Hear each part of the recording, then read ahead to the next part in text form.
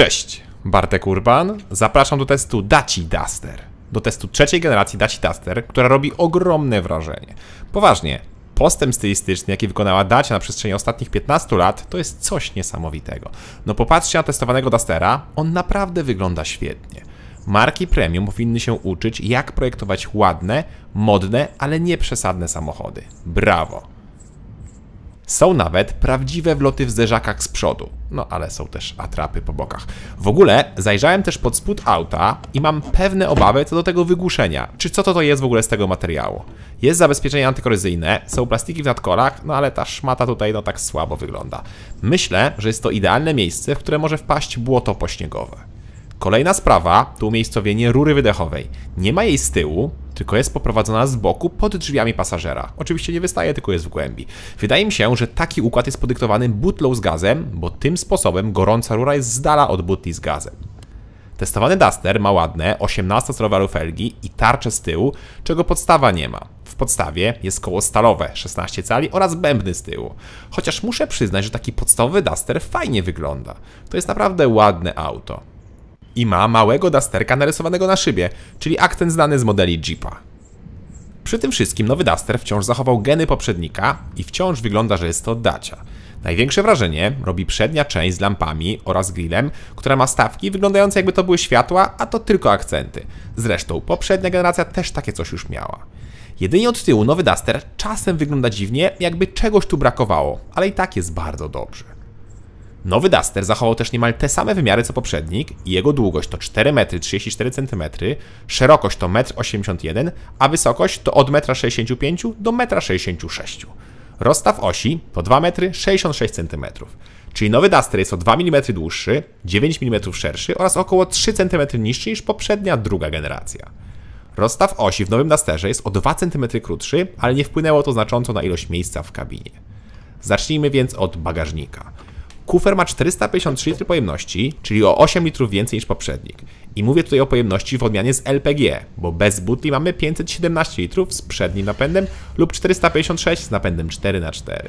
Bagażnik jest bardzo podobny jak w poprzedniku, czyli jest duży próg załadunkowy, a pod podłogą wspomniana wcześniej butla z gazem. I butla ma teraz 51 litrów, czyli jest o nieco ponad litr większa.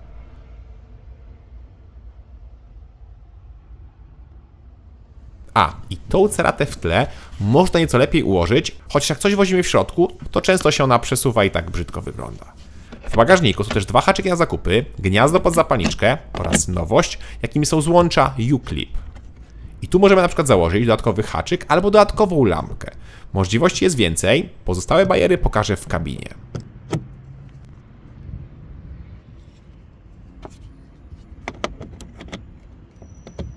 Kufer można też powiększyć poprzez położenie kanapy, jednak mamy wtedy ogromny uskok. Otwieramy drzwi, bo tutaj dowiedziałem się, że różne wersje mają różne uszczelki, a raczej jedne mają uszczelki na drzwiach, a inne nie mają. Z tego co doczytałem, to na pewno każda odmiana z napędem 4x4 ma uszczelki oraz wersja Journey bez 4x4 również ma uszczelki, a pozostałe w większości nie mają. W większości, bo podobno trafiają się sztuki, które mają, więc wygląda to trochę jak jakieś takie losowe zakładanie. Ja tych uszczelek na drzwiach nie miałem i jestem ciekaw, jak to wpływa na komfort w trasie. Czy jakbym miał uszczelki, to nie byłoby ciszej. Bo tutaj tak naprawdę od 120 no zaczyna się już robić głośno. To jeszcze posłuchajmy, jak zamykają się drzwi.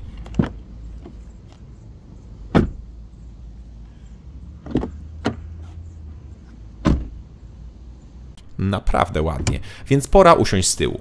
Ja mam 186 cm wzrostu i jak widać mieszczę się bez problemu i zarówno na nogi, jak i na głowę mam trochę wolnej przestrzeni. Jak widzicie, w kabinie są kolejne złącza U-Clip, które niestety są słabej jakości, bo tutaj się już jeden urwał, a raczej ukruszył. W ogóle nie rozumiem, po co ktoś miałby wieszać taką torebkę na tym haczyku. No ale są też inne gadżety. Ja tutaj też z tyłu miałem dodatkowe miejsce na napoje z takim rozkładanym haczykiem, czy miejsce na tablet. Pomysłowe, chociaż stabilność tych elementów no, jest trochę wątpliwa. No i tak jak widzieliście, jedno już było ukruszone. Poza tym z tyłu nie ma podłokietnika czy nawiewów, ale w opcji są dwa złącza USB. Plastiki są bardzo twarde i słabej jakości.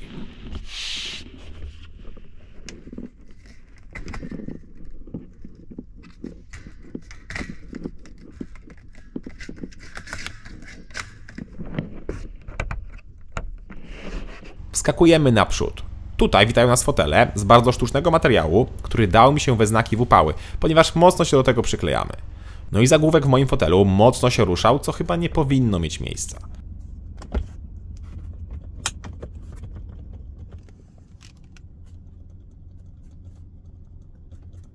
Z plusów to wreszcie w podstawie jest regulacja kierownicy oraz fotela na wysokość, bo tego w poprzedniku nie było, trzeba było dopłacać. Pozycję można łatwo przyjąć, jednak widoczność nie jest idealna, ponieważ dużo zasłania nam szeroki słupek A. To w takim razie pora na deskę rozdzielczą. Na deskę, która robi tak samo dobre wrażenie jak wygląd zewnętrzny. Co prawda od razu widać, że jest mocno plastikowa, ale wygląda naprawdę dobrze. No i oczywiście ja miałem najwyższe wyposażenie, stąd też były cyfrowe zegary, ekran na środku, trzymadełko do telefonu czy automatyczna klimatyzacja. W podstawie nic z tych rzeczy nie ma i deska wygląda no nieco smutniej. Chociaż jako taki wół roboczy, no to brakuje tutaj tylko radia, bo i klima i elektryczne szyby są. No ale tak jak mówiłem, miałem bogatszą wersję, gdzie na przykład są cyfrowe zegary. Cyfrowe zegary z kilkoma widokami, które są ciekawie rozwiązane. Otóż ekran jest na środku, a na boku są tylko takie 3 paski. I te paski łączą się z widokiem głównego ekranu. Ciekawe, chociaż nie wiem, czy to trochę nie jest marnotrawstwo miejsca. No i dodatkowo widać, jak te grafiki klatkują, no niezbyt płynnie one przechodzą. W podstawie są za to zwykłe zegary, niemal takie same jak w poprzedniku. Świetne jest też to, że komputer pokładowy jest połączony zarówno z LPG, jak i benzyną, więc pokazuje wskazania w zależności od wyboru paliwa. To jest naprawdę fajne i tak też było w poprzedniku. Drugi ekran też jest naprawdę niezły, działa w miarę szybko i ma dobre grafiki. Jedyny problem, jaki zauważyłem, to nawigacja po pierwszym uruchomieniu potrafi się długo odpalać i wczytywać, ale jak już to zrobi, to potem działa szybko.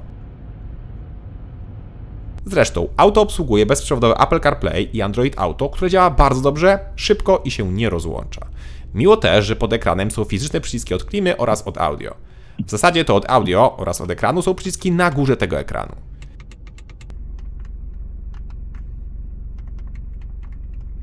Szkoda, że jakość kamer cofania pozostała bez zmian, czyli jest bardzo słabo.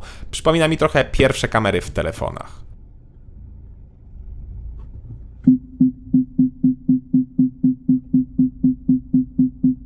Muszę też dodać, że raz miałem problem z ekranem, który wyłączył mi się podczas jazdy i nic nie pokazywał. Dopiero jak zgasiłem samochód, odszedłem od auta, zamknąłem go i potem ponownie odblokowałem, to zaczął działać. Dziwne. Pozostała obsługa jest bardzo prosta i intuicyjna, wszystko jest dobrze zaplanowane, dokładnie tak jak w poprzedniku. Nawet przyciski są chyba takie same. Niestety, ale materiały też. Może minimalnie lepiej wyglądają, ale jak się je dotyka, to czuć, że jest to bardzo tani i twardy plastik. Zresztą, zobaczcie i posłuchajcie sami.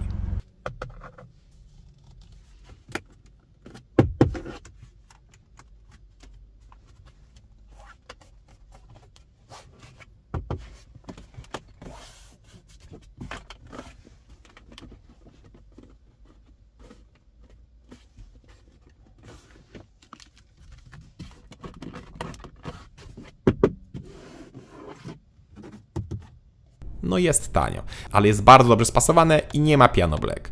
Nawet jak element jakiś się lekko wygina, to nie wydaje z siebie żadnych dźwięków. To jest akurat fajne. Lubię też dać to mocowanie do telefonu, to jest bardzo przydatne, z tym, że jest ono nieco za delikatne i jest tam mało miejsca, jak wkładamy tam duży telefon.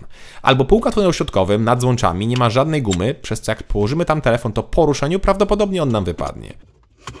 W tunelu też są 2 miejsca na napoje, z tym, że ten bliżej schowka jest dość niefortunnie zamontowany, bo nie da się tam włożyć drugiej butelki, jak mamy włożone coś w pierwszą.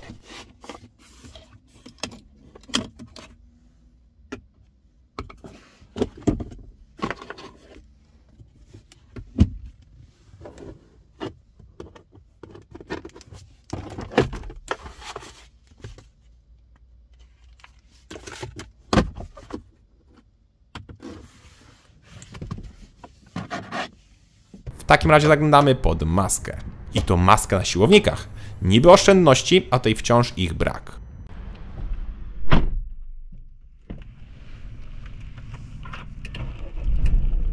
A pod maską pewne zmiany. Niestety, nie ma już w ofercie diesla 1.5, a także i benzyny 1.3 o mocy 150 koni, jak i nie ma silnika 1.0 o mocy 90 koni. Jest nadal silnik 3-cylindrowy turbo z LPG, jest też 1.3 turbo 4 cylindry 130 koni oraz jest nowość, pełna hybryda oparta o silnik 1.6. I teraz automat można wybrać tylko dla hybrydy, a napęd 4x4 tylko dla silnika 1.330 koni. Szkoda, bo jak widzicie, wcześniej był większy wybór, no i był diesel. Szkoda też, że nie ma wersji z 4x4 i automatem.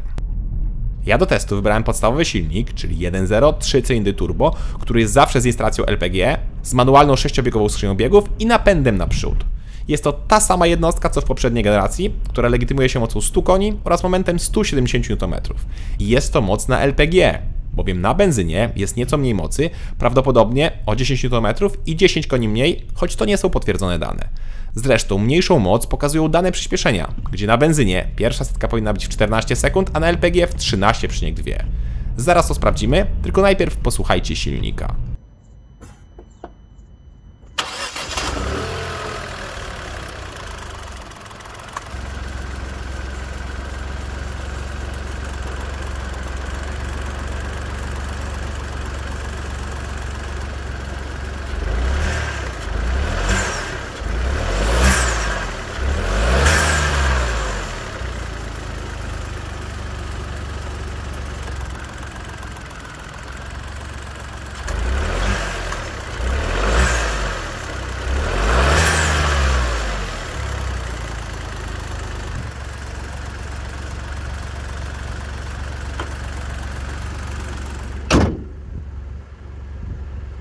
Na LPG silnik jest nieco głośniejszy, bo wtryski hałasują, ale i tak nie hałasują tak bardzo jak w poprzedniku.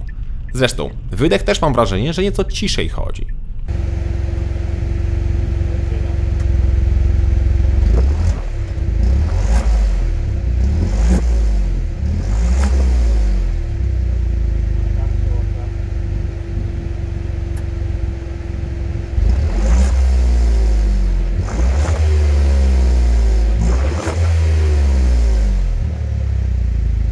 Znowu silnik na wolnych obrotach pracuje nierówno. Jak się przypatrzycie, to nawet widać lekkie wahania, jakieś 50, może 100 obrotów. Wchodzi w takie fazy, że raz pracuje nieco wyżej, raz pracuje nieco niżej. To, co też poprawiono, to osiągi. Pora więc na pomiary. Najpierw na benzynie. -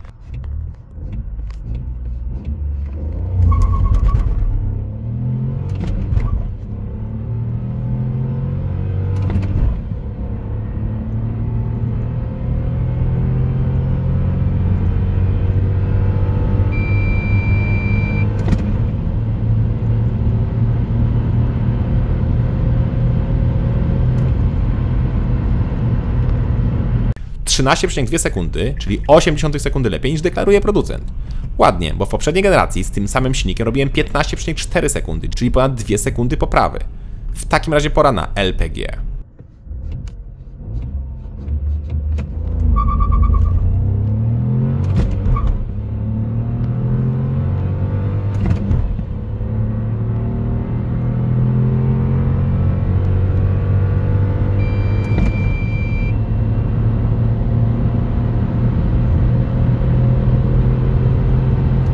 Wynik to 11,9 sekundy, czyli 1,3 sekundy szybciej niż podaje producent.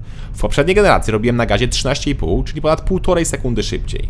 No i to się szanuje. A pewnie dałoby się zrobić jeszcze lepiej, bo moje zmiany biegów nie były idealne, ale też skrzynia biegów nie jest super precyzyjna, więc ciężko było bardzo szybko zmieniać biegi. Ale do zwykłego otoczenia i zwykłej jazdy w zupełności wystarczy. Osiągi są wciąż przeciętne, żeby nie powiedzieć słabe, ale pojechałem tym autem z rodziną w trasę i nie brakowało mi osiągów. Oczywiście trzeba redukować, bo auto idzie dopiero tak od 3000 obrotów, ale taka już charakterystyka tego silnika. Bez redukcji, za dużo się nie dzieje, poza fajnym syczeniem turbo. Trzeci bieg.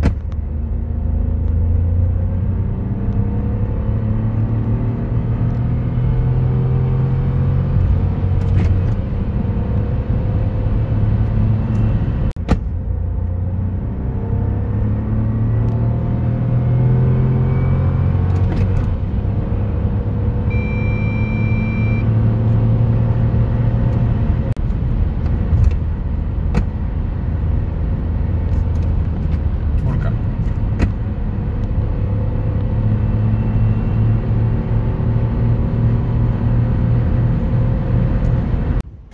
ale LPG kupuje się nie dla osiągów, tylko dla oszczędności. Zrobiłem więc pomiary zużycia na benzynie i LPG przy 120, 140 oraz w mieście na tych samych dystansach. I w trasie była to jazda około 10 km z tempomatem na 120 oraz 140, zerowanie przy 120, następnie jazda 10 km, zapisywanie wyniku, potem nawracałem i znowu zerowałem licznik przy 120 i znowu robiłem 10 km. Tym samym było naprawdę miarodajnie. Na benzynie przy 120 zużycie to 6,5, a przy 140 7,8. Podczas gdy na LPG to jest kolejno 8,5 oraz niemal 10 litrów. Czyli na LPG zużycie jest większe o około 2 litry. W mieście jest podobnie, bo na dystansie 15 km zrobiłem spalanie 5,5 na benzynie oraz 7,5 na gazie. I tutaj ponownie to była ta sama jazda, to samo miejsce. Ale to wciąż są ogromne oszczędności, bo gaz kosztuje ponad 2 razy mniej niż benzyna, a spalanie gazu przecież nie jest 2 razy większe. Do tego mamy 50-litrowy bak paliwa oraz 51-litrową butlę gazu, a to nam daje łącznie ponad 1000 km zasięgu. Piękna sprawa. Gaz przyłącza się niemal od razu po odpaleniu samochodu, oczywiście można też to robić manualnie z tego przycisku z boku. Jedyną uwagę, jaką mam dotyczącą gazu i jaką doczytałem na forach, to instalacja LPG posiada regulację zaworów na szklankach, a to oznacza, że przyjdzie pewnie taki czas, że będzie trzeba zrobić regulację luzu, a taka operacja kosztuje około 5000 zł. Nie wiem, czy obejmuje to gwarancja, bo różnie ludzie piszą w internecie, trzeba to samemu w salonie sprawdzić, bo jednak no trochę taka regulacja kosztuje. Zresztą, auto już też, ale zaraz do cennika wrócę. Chwilę jeszcze porozmawiajmy o jeździe. Tutaj czuć lekką poprawę, bo po pierwsze, wydaje mi się, że jest nieco ciszej, a przypominam, że nie miałem pełnych uszczelek w drzwiach. Do 120 jest akceptowalnie, potem zaczyna się robić już nieprzyjemnie głośno. Zawieszenie jest dość komfortowe, auto buja się nieco na zakrętach, jest miękkie, a układ kierowniczy wolny. Czuć, jakby ten samochód był stworzony w taki lekki teren albo na nierówne drogi, bo tam jazda nim jest dużo przyjemniejsza. Zresztą, tak samo było w poprzedniku. Ja wielkiej poprawy nie czuję. A, i z tyłu mamy belkę skrętną, jak mamy napęd naprzód, albo wielowahacz, jak mamy napęd 4x4. To teraz pora na cennik. Podstawowy Duster z silnikiem z LPG, czyli ten, którego testuję, kosztuje 80 000 złotych. Wersja 130-konna, benzynowa to 95 000 złotych, a hybryda startuje od 111 400 złotych. Jak chcemy 4x4, to trzeba wydać minimum 106 400 złotych. Mój egzemplarz kosztował 102 700 złotych i była to wersja Extreme z kilkoma dodatkami. Obecnie też wciąż można kupić poprzedniego Dustera, z tym, że nie da się kupić wersji z LPG. Ale inne wersje widać, że są i z tym samym silnikiem Duster stary jest o 5000 zł tańszy. A 5000 zł to sporo w tej klasie. W ogóle Dacia Duster przestała już chyba być autem budżetowym, bo sensownie wyposażony Duster to około 90 000 złotych. Chińska konkurencja nie śpi i tam auta kosztują nieco mniej. Ale z drugiej strony Duster jako jedyny ma fabryczne LPG, co jest ogromną zaletą i naprawdę świetnie wygląda. Duster nie wygląda już jak budżetowe auto. To dopiero widać po materiałach i wnętrzu. To, czego mi zabrakło, to właśnie wersji diesla oraz 4x4 z automatem, ale rozumiem, że to byłoby już w ogóle bardzo drogie auto. Nowy Duster jest dobrym samochodem, ale te niektóre niedociągnięcia czy braki powodują, że mam czasem mieszane uczucia. Cześć!